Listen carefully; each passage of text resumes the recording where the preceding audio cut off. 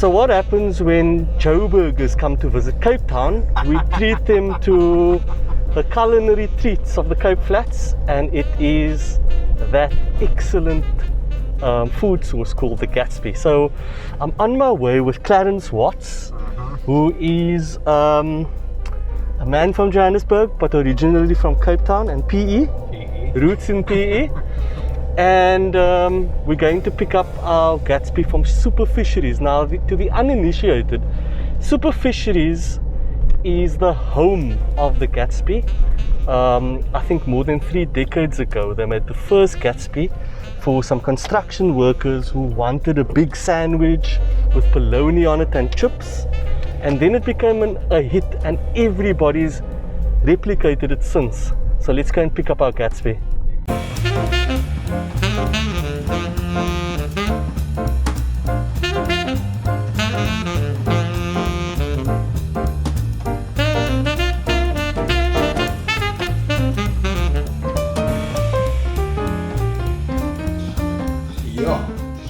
Our tradition. So Clarence, as a social communicator for the church and as somebody who has to reach out to young people, I mean, what kind of devices do you employ? This must be quite challenging to communicate with Generation Z about organized religion. One of the important things is originality, storytelling. Use your own experience as somebody communicating with young people. Also understanding their world, where they come from and all that. I'm not saying you must become like a young person itself, but see what are the trends happening currently. And current stuff, hashtags and things like that gives you an idea of, you know, what's happening in the world of young people. Whether it's TikTok or whatever it is, but also know their world, understand their world, and speak to them in that particular language. You don't have to speak in terms of tech language and that, but bring it in a fresh perspective way and be creative. I think that's the other important thing when you're communicating with young people. Creativity, shortness, brevity. That's it. You'll have your conservatives. You'll have the ones who, you know, say, no, no, no, no. I always tell them, what do you think Jesus or Buddha or Muhammad would have said today? They probably would have used the same technologies, use the technology today that we're having, and you reach more people. So for them, I said, look, it's the kind of ministry that we're working with. We have to be in tune with the times and all that. And how do we deliver that particular message that you can use the same message of 2,000 years ago, but you package it in a new, different, innovative way. Well, yeah, you have to learn from others. People like Hassan Dabara, yourself, you know, I have to mention your name because I get tips from you guys and from others. I have friends in the field of journalism and that. And now and again, I do ask them tips and things like that. There are some people I follow on social media, whether it's Instagram or that. And you get these little tutorials and videos that help you to, you know, sort of upscale yourself and keep yourself abreast with things and that. And that's how I also, and of course, you Google certain things and all that. How these things can help you and improve yourself and all that.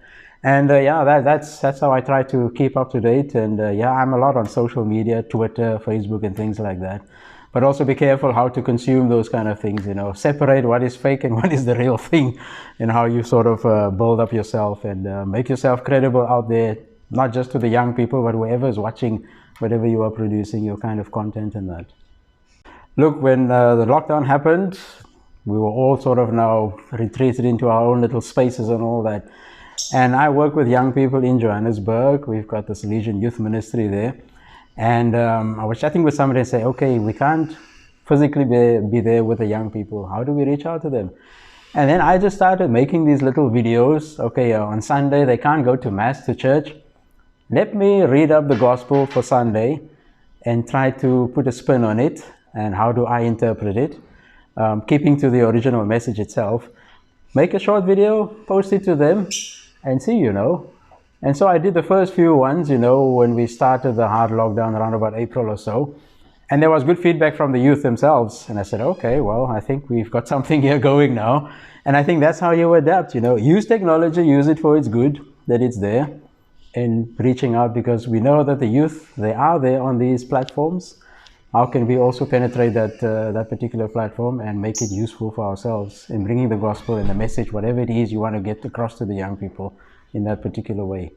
And yeah, I think that's probably the way it's going to go now for a while, and we don't know where this pandemic will take us.